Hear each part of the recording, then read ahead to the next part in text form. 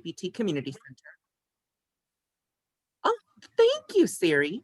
Like I mentioned before, I work at the San Diego LGBT Community Center. Prior to this role, I was the Transgender Services Coordinator, and that basically encompassed everything trans related, from name changes to hormone navigation to housing assistance to whatever the trans person needed to navigate their transition. I was the go-to person.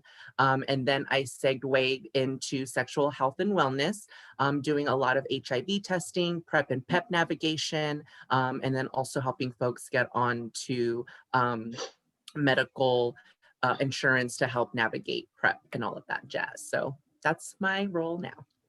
Deja, we're so thrilled to have you and for you to bring your lived experience and your professional experience into the space and kind of get out some of the really concerns and the barriers that we do face, especially because you work with the community in such a close-knit relationship. So thanks for joining us, and just thrilled to work with you.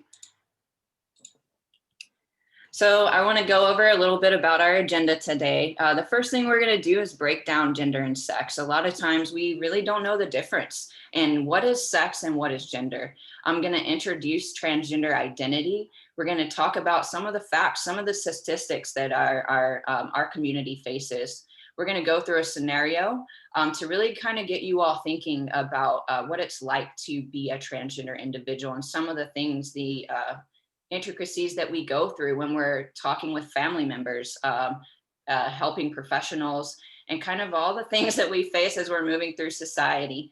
And then me and Deja are going to talk a little bit about our own kind of lived experience as we have learned to thrive in our own skin. And then we're going to open up to some questions and hopefully some answers as we move forward. So the first thing we want to talk about is sex, right? When we're talking about sex, we are simply just discussing somebody's biology. You can be assigned male, female, or intersex at birth. These characteristics are determined by hormonal, chromosomal, and anatomical factors. When we're talking about intersex folks, actually around 1.7% of the world's population is born intersex. We can also say that around that same number are actually born natural redheads. We can all think about somebody in our life that was probably born with red hair. We really put this out to normalize intersex identity and how when you are born intersex, this isn't necessarily considered well, right now it is considered kind of a bad thing. And I think Deja can speak to some of the states that force doctors, force folks to kind of make these decisions about their sex. It's important to note that this is not a medical concerning condition. Intersex folks can live a perfectly happy and healthy life. And being intersex doesn't necessarily mean that that affects your gender identity. And I'll let Deja speak a little bit as well.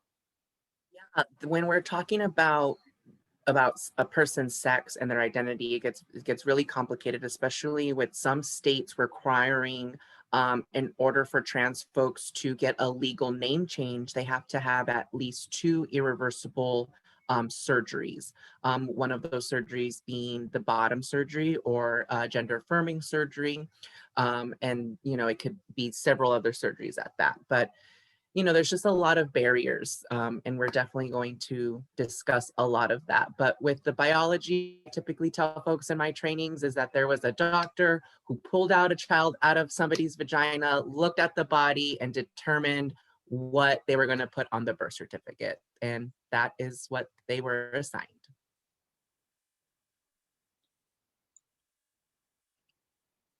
And, when we're thinking too about intersex folks and how really decisions were made for them, and we really wanted to set up and make it known that just because you're born intersex doesn't affect your gender identity. And also sometimes it does. Deja was saying that sometimes folks are kind of forced into, maybe they were born with more feminine chromosomal characteristics, but they identify as a man when that decision was made for them. And so it's really important to let youth, kids, anyone really explore their own sexuality, their own gender identity. When we're thinking about gender, which is kind of like a big word right now as folks are putting their pronouns and signatures and gender is kind of coming forward more. We want you all to know that this is a social construct. that gender identity was really built off these archetypes around femininity and masculinity. And really on the ends of those spectrums is where you were only allowed to exist. But we want to know that this is a broad category. A lot of folks that aren't transgender, they struggle with, what does gender mean to me? Well, we want to say gender is everything, right? This is the way you express yourself. This is the way that you kind of go on those spectrums. I like to say, in a yin yang situation, is it any more wrong to be more yin than yang? No. But for some reason in society, we like to say, no, you can't be more one than the other. You have to be either or that or this. When we're thinking about gender, a lot of these kind of boxes are oppressive at its core. These gender kind of roles that have been placed upon us create really unequal power imbalances. This shows up in your family life and professionalism, especially when somebody might identify outside of the gender binary, and they might be cis assumed as a man, but wear a dress. And their supervisor might say, I'm sorry, but you cannot wear that dress to work. Would they say the same thing if they were cis female assumed? Probably not. So that's kind of a weird imbalance, and we don't want to limit expression. Gender also, when you put these restrictions on our gender, you're putting these unrealistic expectations. And really, as we're exploring in our human experience, restrictions is really not what we're kind of going for when we want to support a holistic being. Deja, you have anything you want to add as well? I mean, when I breaking down gender for me, I always just go back to the conversation I had with my dad. When my dad asks me, how did you know you were a girl? And I just turn around and ask him, how did you know you were who you are? And I think at that moment is when it all clicked for him of like, oh, it kind of broke it down for him without me having to break it down for him. He kind of took a flashback of his whole childhood and was like, oh, I did all of these things because I enjoyed them, not because I was socialized to enjoy them. Like I authentically enjoyed them. And I was like, well, that's why I was out in the baseball field picking daisies, because I enjoyed the flowers. I'm making up dance routines in the outfield. But you never put me in dance class. There was never anything like nurturing that type of talent, because socially boys don't dance, boys don't pick flowers, they play sports, they're rough and tough. And not me. I don't like to get dirty. I like to be clean, and that's just always been me. So having that discussion with my dad just a couple years ago was, I feel like was definitely a breaking point for us. So in a good way. So yeah, breaking down gender, you could break it down just by having conversation. And the questions you cis people want to ask trans people, I recommend that they ask themselves and really dissect their own gender before dissecting someone else's. I love that. I love that how you kind of put that too. Like it is easier when we have to kind of do our own exploration before we kind of assume how somebody has gotten to where they are. Or I think too, in our own community, we struggle a lot with that notion of like feeling that somebody is ahead in their transition, and kind of resenting that sometimes actually, and kind of like, or seeing your gender identity in somebody else and getting a little jealous that they might have their family who supports them and you have to pretend that you are something else. So I really appreciate you kind of showing how you turned that back on your data and gave us a tangible thing to use in the community. We want to talk a little bit about trans-specific identity. I think we go to presentations a lot on the queer community. Rarely do we actually get into the depth of the actual identities, which each letter stands for out of the LGBTQIA+ acronym. So today, when we're talking about transgender individuals, this is simply a term used to describe someone whose gender identity is different than the sex that they were assigned at birth. For example, you can be born with a penis and identify as a man. You can also be born with a penis and identify as non-binary. You can be born with a vagina and identify as a man, and you can be born with a vagina and identify as non-binary. So there's many ways you could express kind of under the transgender umbrella. There's many ways that you can express your identity. Trans is actually short for transgender. If you use this, I would put an asterisk at the end just because this expands the word for folks that are non-conforming gender identities and expressions. So as we're kind of moving into inclusivity, we just want to ensure that everybody in the community is respected. Two terms that you might not have heard as much are gender fluid and gender queer. We hear non-binary a lot, but these are two other kind of ways you could express your gender identity. Gender fluid, or gender fluidity, is a sense of a gender identity that the expression is really not set in stone.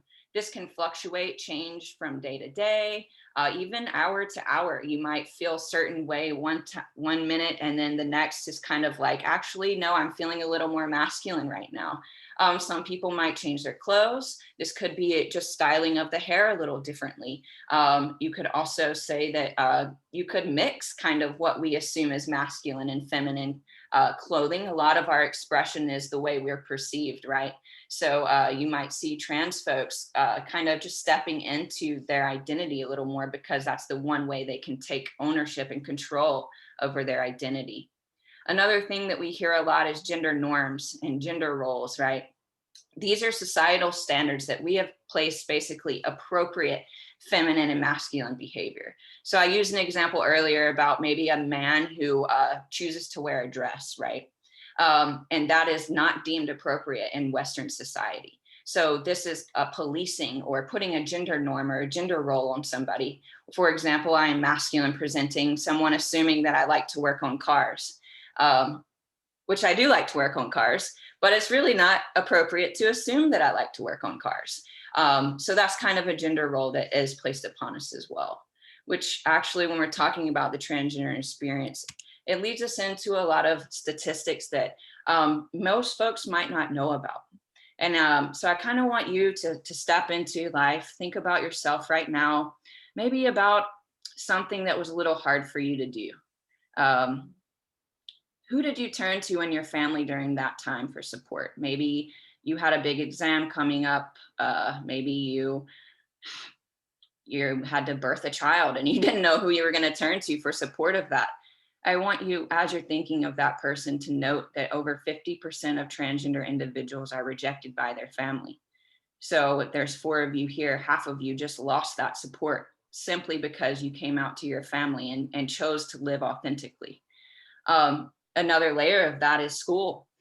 When you were in school or are in school right now, think about one activity that you might have liked to do after school. Maybe for me, that was sports. Maybe it was a book club, or right now they have podcast things, whatever it is. 83.7% of transgender individuals and 69.9% gender nonconforming students are harassed from kindergarten through 12th grade. So no longer do they have support from their family. They also are not safe in school. 83.7% is a huge number of transgender students, and 69.7% is a huge number of gender nonconforming students. We really want to put the emphasis on the fact that these support systems where kids are normally safe have been taken away.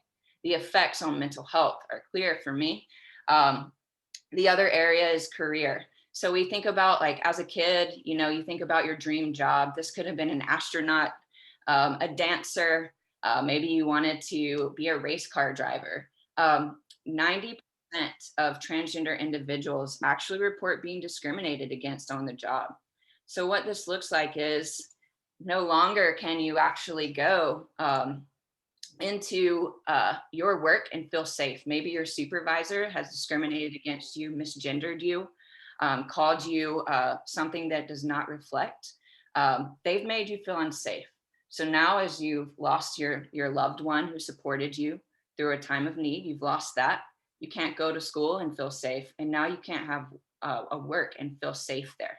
As a mental health clinician, there are 3 main areas that I look for around stability and kind of concerns. And when all 3 of them are taken away, that's a huge barrier to really making and ensuring that a transgender individual is getting the care and respect that they need inwardly and from that external support. When we take that away, it's so clear when we move to the right and look at the suicidal ideation rates for lifetime suicidal ideation. 38 to 83% of transgender individuals report lifetime SI. If you're not familiar with suicidal ideation, this is basically that folks think about and contemplate killing themselves and ending their lives. This, of course, goes on a cycle, times where that might be triggered. But when you take away all the support, it's clear that these things are lifetime. You might have one job where you're supported, but the next you might not. And that affects your mental and physical health. Another thing we'd like to point out is 42.9% of transgender youth report feeling unsafe in the restrooms. We can probably all think back to right now when our bodies are being talked about by politicians. It's interesting that the one beneath it is that 53% of all transgender folks report being verbally harassed in restrooms. Not that they were doing the verbal harassing, but they were actually being verbally harassed. Contrary to what the media reports, that transgender folks are creating all these problems in bathrooms, it's utterly untrue. We're literally just trying to pee just like everybody else. And this is a huge barrier. And a lot of folks actually will hold their pee, get UTIs, will get severe infections and have to go get medical support, where they now have to out themselves and talk about why they aren't going to the bathroom. So this is kind of completing the picture of really how difficult it is for a transgender person to thrive in the world when this is utterly set up for us to fail. Another interesting fact that we want to kind of put out to you all is that only 0.7% of youth identify as transgender, which is actually 3 times higher the rate of childhood diabetes. I'm not going to say that childhood diabetes and being transgender are the same, but I simply want to say that if you took your child maybe to a doctor and that pediatrician had absolutely no knowledge about childhood diabetes, you would probably immediately leave and find another doctor and be really upset at the fact that they didn't know what was going on with your kid. They're an expert, right? They're supposed to know this. There are 3 times as many transgender youth, right?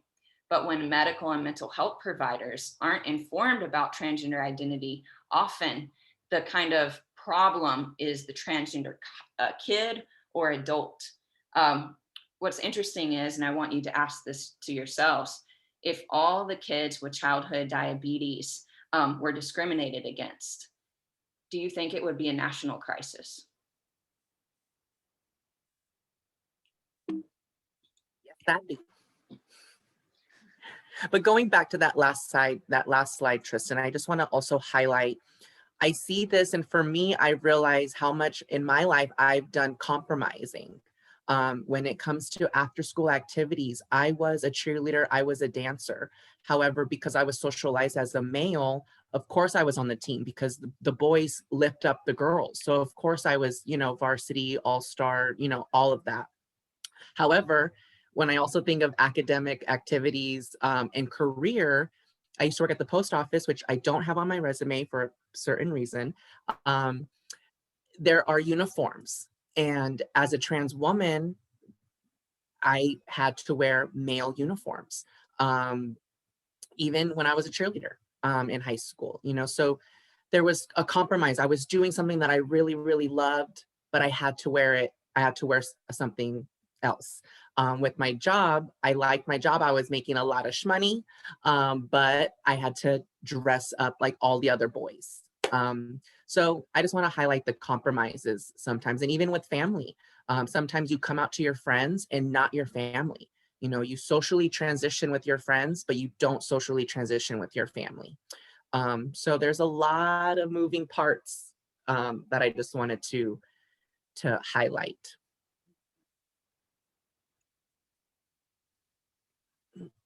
And this is actually an infographic from 2015. And we want to really, this shows kind of the transgender experience versus the cisgender counterparts. The things that stand out to me are unemployment rates, which is from 2015. So we know that this is also increased since this time. Attempted suicide, serious psychological problems, and a barrier, right? Unable to see a doctor due to cost. We just kind of talked about how hard it is to be transgender in professional identity, right?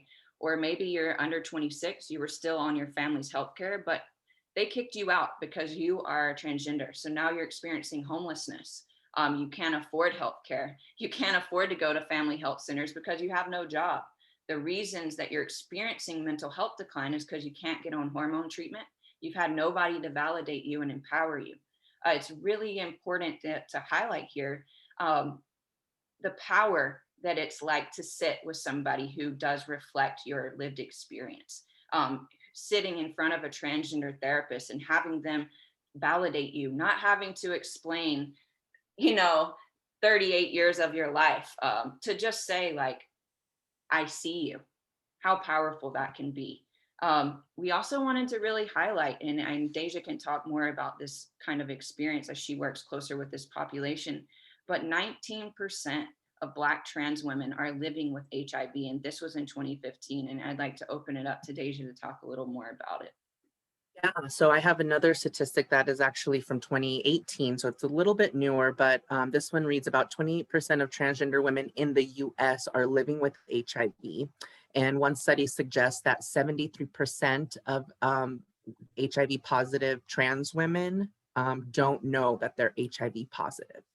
And so I do this work basically because I don't want to be another statistic. The trans women who are in the sexual health field are in the sexual health field because they've become HIV positive and want to pass on as much education as they can to the next generation so it doesn't happen to them. I'm in the position where I am not living with HIV. I am an advocate for PrEP. I myself am on PrEP, PrEP, the once a day pill that helps prevent HIV. And so for me to rely that information to the community is a really big deal because there's not a lot of trans women who can go to the doctor to get an HIV test or go to anywhere and see another trans person. Just recently, I went to Kaiser to get blood work done. And the nurse that was helping me was this beautiful trans woman. And I have never, ever, ever seen a trans woman in that position before. And it brought me tears to be like, wow, I could be that. I could do that. And now we have trans women in office, in government, in politics, and to see that, you know, we didn't have that growing up. I remember watching Jerry Springer, Ricky Lake, and, you know, I'm a woman and I'm a man. Like that was just a lot of confusion back in the day. So sorry, I digressed. But the HIV and all of that, statistically, me being 31 years old, I only have 4 more years left to live, is what the statistics tell me, and I should have already been living with HIV. So I'm a living testimony that I'm already beating the statistics, which is great. But again, what we have on our screen right now is from 2015. And so all of these rates, unfortunately, are higher. Oh, it went blue. That was interesting. Highlight it. Right. So we kind of wanted to bring this forward. Some folks from the community, particularly City College, have been talking about pronouns and kind of how students have really been getting intentionally misgendered in school. This is hugely problematic and can really be damaging for any relationship. Mindfully validating pronouns is literally a basic ask. It does take being intentional, and I myself know that mistakes do happen. I've had to empower myself through those mistakes, right? And build up kind of, I call it my onion layers, just a huge, huge, huge peel so that when someone misgenders me and it goes kind of to the center, I can choose whether I want to rebuild and trust that individual, or where my own mental health is at and my ability to kind of heal from that moment. We would like to say that putting these in your email signatures, providing buttons at your clinics are a wonderful way of making folks feel safe, and it's just good practice. We want to kind of give the flip side of that. What does it tell a transgender individual or non-binary individual? What does it tell them when you do misgender them? These are 7 things that myself and Deja have come up with. The first thing is that the person who disrespects them actually knows them better than they even know themselves. That's what a transgender person feels like. It says that our safety is not important to you.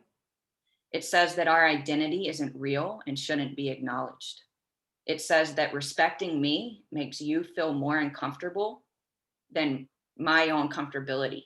Um, I live this way all the time. So respecting my pronouns is a basic ask.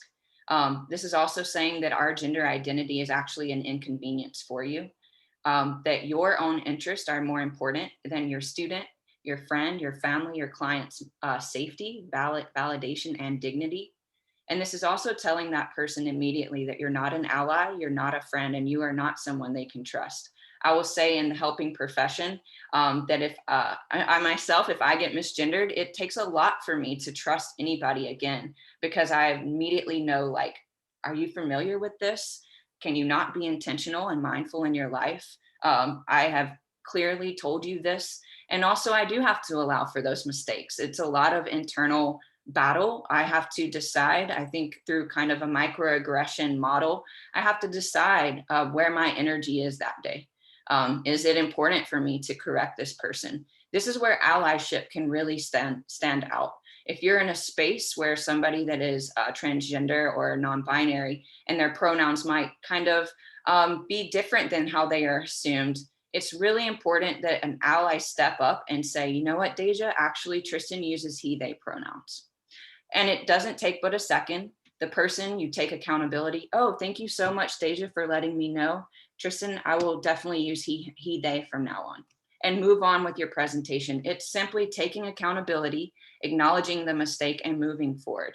The longer you sit there, probably the more uncomfortable. The transgender individual is already sweating, is already very anxious, is already very aware of their identity in that space. So kind of calling it out could actually trigger a lot of really uncomfortable feelings. And Deja, feel free to kind of add in on the pronoun piece. Yeah, I think with pronouns. Yeah, can you hear? Okay, there we go. I think with pronouns, it's there's a lot of different layers to it for sure. I think for me, when I think of pronouns, I think of my social transition. If I'm sharing my pronouns with somebody for the very first time, I'm telling you who I am and my identity. And I feel like that should be celebrated, especially if a trans person has not medically transitioned yet. This is the first step that they're going to use a new name and new pronoun. Let's celebrate that. And when you are choosing to not use the right pronoun that they're asking you to use, you're invalidating them. And then number two, um, I lost my thought with number two. It reminds me of really the safety of a trans individual and the ownership of outing, right? It's never okay to out anybody, even if you are the parent of a transgender individual. It's their thing to do. So never lead with, oh, I for myself, I will use myself as an example. I would really appreciate if no one led with like, oh, that's a transgender. I have a transgender student, or I have a transgender therapist. I have a student that might could use your services. You don't have to lead with the transgender identity. You just say, I have a student that might want your services. Or I wouldn't, I mean, think about something that you had, right? Like, do you want that label to be something that goes in front of your name all the time? So just something to think about. I think about safety, Deja, and how violent it can be if a transgender person is outed, especially in class. I think about my own experience as I'm going through school, and when I meet a new professor, I am already sweating, nervous, because I know they're going to dead name me, and I'm going to have to out myself and correct myself.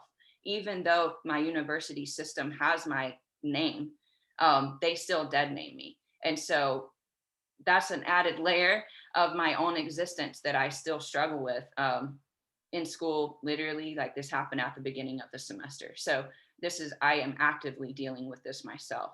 And it is a safety piece.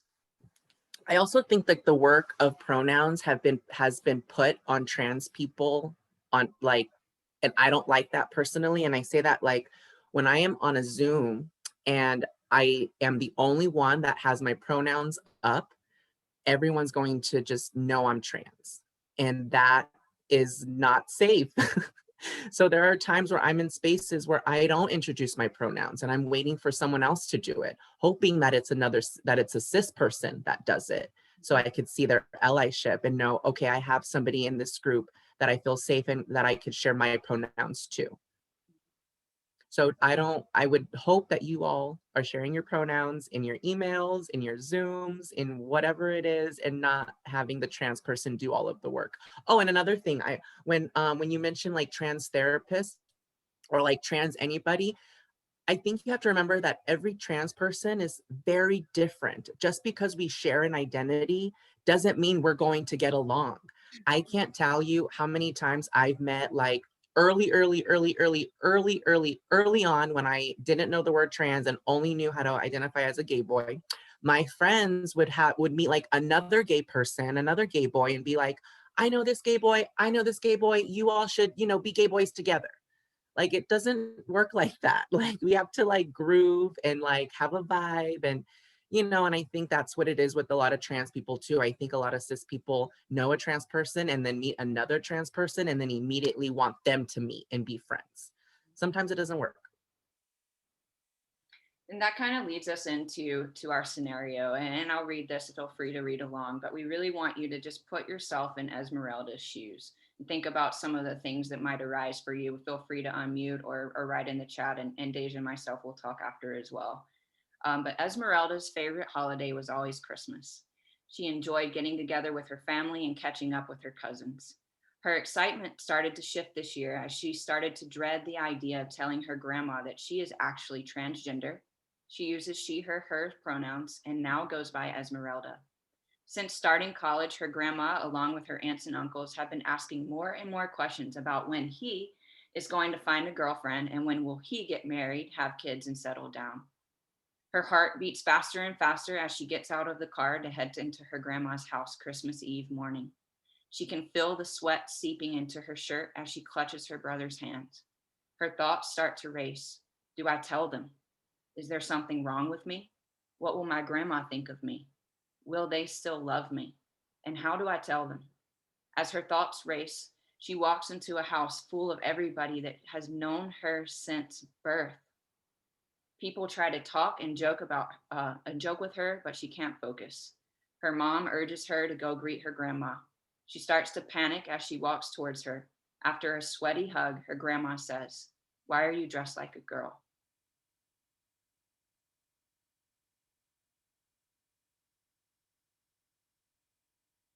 And I want you just to kind of think about some of the reactions that you all might have if you were to go to somebody that you cared about and respected, right? A matriarch of your family, and that the first thing they said to you was your biggest fear. What that internalized message now tells you about love. This really fractures the stability around support and especially for 0 to 6 in human development, we know that's foundational for the rest of our lives. So if you are now thinking about somebody that has loved you and now you're in college, so 18 to 19 years old, and now that foundation has just really, it is tangible. I got chills when I finished reading this because it just reminds me of how important it is to just think about what we're saying to people before we respond. I like to allow myself about 30 to 90 seconds to just breathe and then have a response so that I don't have that emotional reaction. And Deja, I don't know if you'd like to talk on your own experience. Yeah, this sounds I mean something very, very similar to my experience. I am the oldest of four. I come from a very traditional Mexican family. My dad works, my mom stays at home and housewife, and my father's also a pastor. So I grew up in the church, I grew up in religion, so having all of that on me growing up was just a lot. And the first time, my luckily with social media and the day we live in now, my family has seen pictures before they saw me in person. Um, and the first time my mom saw me in person, all dressed up, made it a little bit easier for her. She still cried.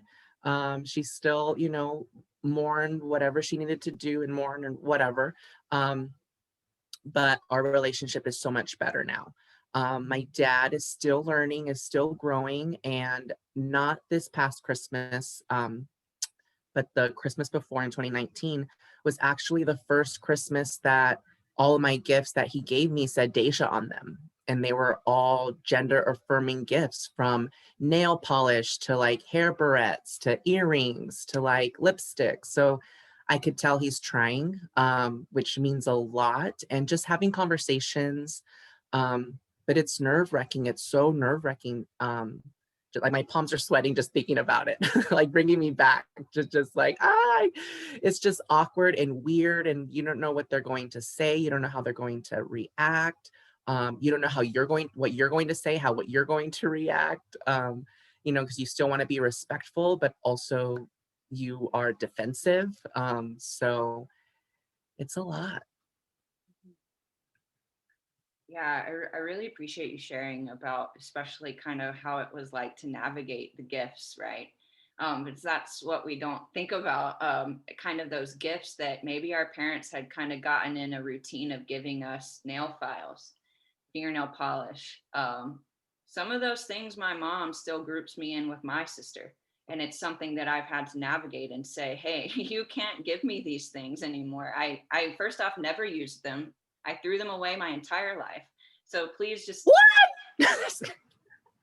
well, now I know you, Deja, so I can just give them to you. It'll be perfect. But yeah, We're gonna swap our gifts. Because I used to get like hair clippers, I used to get socks and like scooters and game consoles and, you know, all of that stuff. I wanted Barbies, I wanted makeup, I wanted an easy bake oven, you know, like that's what I wanted. My Little Ponies. well, you can have all of My Little Ponies. We'll ensure that. But yeah, we really wanted to kind of give you all a snapshot of what it's like to exist in our lives. For me, I still really struggle with bathroom anxiety. I will, especially when I'm in like Pacific Beach or places that I feel are not as welcoming to my community. I really thoroughly so appreciate gender neutral bathrooms. I know at my school in particular, where I go outside of City College, and my building only has one gender neutral bathroom. And for some reason, all the cisgender people like to use it, even though they have 40 stalls that they could use. This is really problematic because I don't have 40 stalls, I have one. And if I want to use another one, I have to walk 20 minutes down campus to get to the next one. And my break is 10 minutes.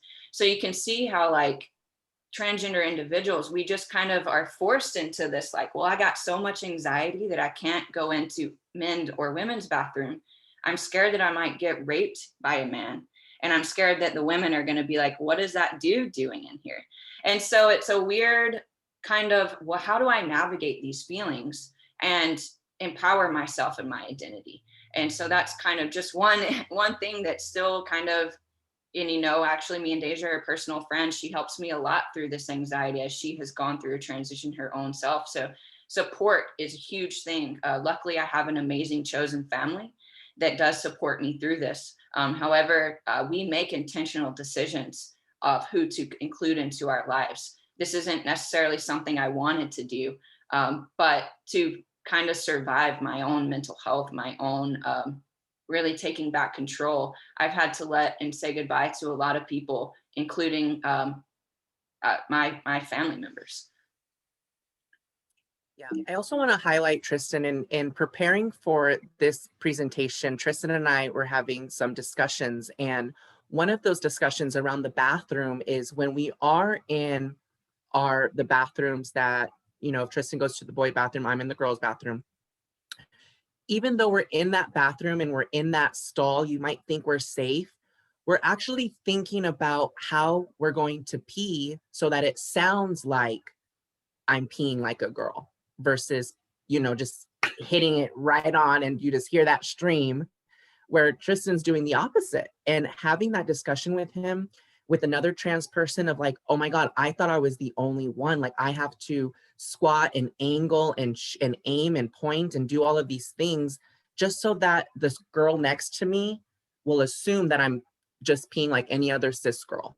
Because I also will not stand up in the shower, in the toilet, just to go to the bathroom. I'm not a stander, I sometimes wish I was, but I can't, because then you also, when you're in the stall, you see my feet facing another way. So there's a lot of complications, a lot of when we have to go pee, it's not just I need to release this urine. There's a lot more that goes into it than just going to the bathroom to do our business. Yeah. Yeah, and I think that speaks to kind of, and we are totally aware that folks next to us probably are not even listening to our pee, like have no idea what's happening, but this is our own internal process, right? We have these fears, we have these insecurities, we have named them and we're working through them, but it's still something that is interesting that other folks might not think about through our experience. So we want to give you some tangible things that you all can do. Kind of as you're moving through life. The biggest one is educate yourself, so your loved one doesn't have to. I say trust us, trans folks are tired of doing the work. We are tired, and especially during this time of chaos and pandemic, and also the intersecting identities that we haven't really addressed as much today. But as you intersect, and we have a lot of, in our own transgender community, the disproportionately discriminated against Black trans women.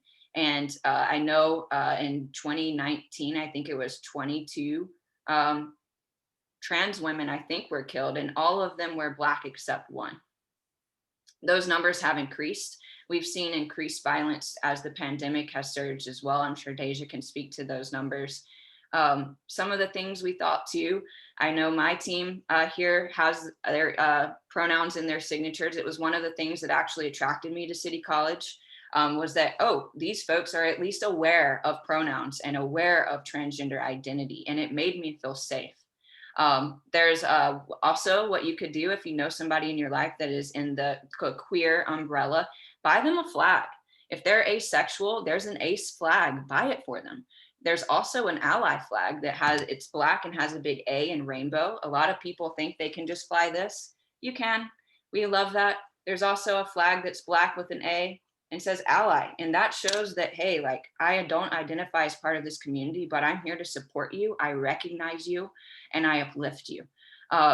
It isn't your job, I think we spoke about this, to out anyone, anytime, even if you're the parent of a transgender individual. It is a personal journey. I can give an example for myself. I went to a party one time and recently, well, pre-pandemic, and for some reason, like, we walked in and like everybody, they had obviously had a conversation about my identity, my partner's identity, who is non-binary. And they came in and we were the only people that they introduced with their pronouns, and they didn't give us a chance to use them. So my partner got outed in a situation that they would not have wanted to be. And that was really problematic. We ended up like, it was a safety factor too. These were complete strangers. And a lot of folks don't understand, because they know me. They think, oh, Tristan, you're great. Why would anybody harm you? What they don't realize is that it's not always about me being great. I love that. Thank you. I know I'm great. And also, my identity is not always supported. It is actually can be really violent to out somebody without their permission. We also want you all to think about challenging pre-existing gender roles. Remember that gender is a social construct. So maybe your partner might ask you to do the dishes, and you look at him and say, no, don't put that gender role on me. You do the dishes tonight. Like, talk about it, bring it up in your own life, because these are expectations that we ourselves can break. If we are continuing that and passing that on, then our little babies are going to grow up with these same gender expectations. And one that means so much to me, and me and Deja can both speak to this, is just speaking up, especially in professional settings, anywhere that something has been said that's wrong. This could be around gender identity, racial identity, whatever it is. I like to think about this as a little knock that I get here when I hear something that somebody has said, and I have a choice. I can either stand up and do the right thing, or I can just say, no, not today. But as an ally, as somebody who's actively said, I am going to fight this system, when I do feel those moments, I do stand up. And it takes incredible integrity. And sometimes I have to get done out of the meeting and drink like a ton of water, or listen to Celine Dion, or like do something that makes me feel good and take care of me, even if it might be I need to go take a brisk 5-minute walk. I can text my supervisor and tell her I'm going to be late to our supervision. No big deal, because that's my time. And naming that's really important. Yeah, I also just want to mention that when we are standing up, when you're standing up for a trans individual, I'm assuming you're going to have a personal relationship with them. Also ask them, especially if they're in transition or going through the journey still, how can I support you when you are misgendered? Because in some cases, they don't want you to defend them or want you to out them. I have several friends who are non-binary who don't want me to use they them pronouns or use their chosen name when we're out in public, or if we go to a new place. So it's just like checking in. Hey, we're going to be around a new group of people. Like, how are you feeling today? Like, how can I show up for you today? How can I support you today? Because every day is different. There are some days where I wake up a fierce bad bitch and I could take on the world, and then there's days where I just want to like cuddle and like just cry. But that's just me being a Pisces, I'm sure. But anywho, I digress. Go ahead, Tristan. So we want to know your questions because we may have some answers. Some of the things that I thought might kind of be shocking to some of you could be some of the statistics. 90% of transgender individuals being discriminated against in the workforce is a huge number, and something that I am actively working to bring down. Maybe you want to know how to be a better ally to transgender individuals specifically. Maybe you're wondering, hey, like what is appropriate to ask us? We can definitely tell you some things that are inappropriate. And maybe you want to clarify kind of our lived experience, what it was like to come out twice. I had to come out as a lesbian and as a trans guy. I think Deja had a similar experience, the opposite way. Four times I came Four out. times. Yeah, and so this is a lot, and navigating, I hate the term, it gets better with time. However, I think my therapist self says this is true. With time, anything kind of does. You allow yourself that space, right? In the moment, it feels really scary and heavy, but allowing the space to kind of say, "This is where I'm at," can make a difference. And I'd like to kind of maybe feel free to put your questions in the chat, unmute yourself. Um, yeah, we wanted to open it up to you all. I'll go. So first, Deja, I hope that you are following an educational path and become some kind of a psychologist or therapist, because I see the innate ability in there. So I don't know if you're doing that, but I hope you do. I'm not, but I look forward to looking into it. We have lots of programs at City for you, so come on over.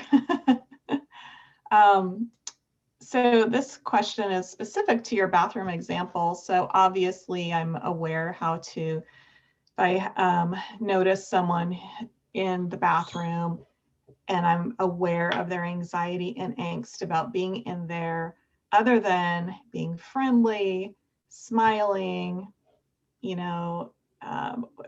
what could I do to make them feel even more comfortable? I know it's their internal stuff that I don't see, but is there something more I could do in that moment to make them feel better or safer?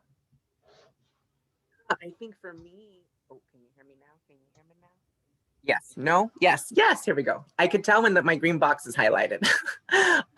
For me, what I've really enjoyed when I go into the restroom and I'm like feeling anxious and I meet another woman who senses that, it happened to me one time. She literally like looked around to see what of the furthest stall was available for me, and she just let me know there's one back there if you feel comfortable back there. Cool. And that to me felt really good because I wasn't so close to the door where I could see everybody's feet, and I was all the way in the back, so I could do whatever I needed to do.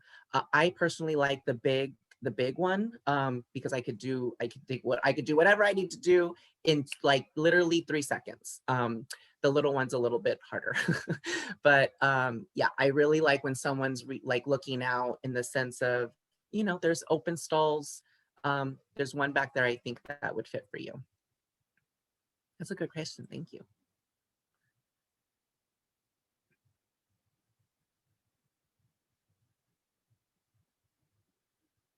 Don't be shy. I know a lot of the people here. I don't think many of them are shy. So I have, it's a personal question, so feel free to not answer it. But in the example that you gave, Tristan, of your family, what seems to me being making an effort to respect your pronouns, your identity, your partner's identity, and then they just stepped right in the middle of it and made things worse.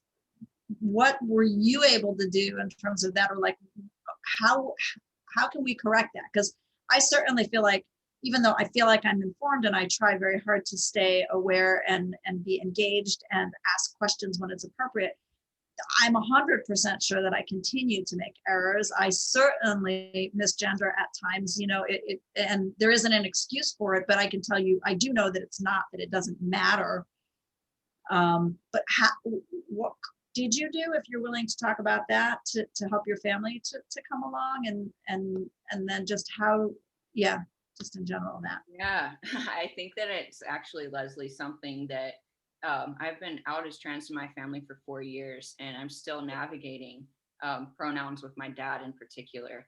However, I think what it was me allowing space, because this is a process. So I had to allow space for my own family to kind of, in a way, kill off my old self and allow that process of like, it was basically like, I call it like a tender time, right? Where for me, it could go either way. It could be a wonderful day, or it could be really bad.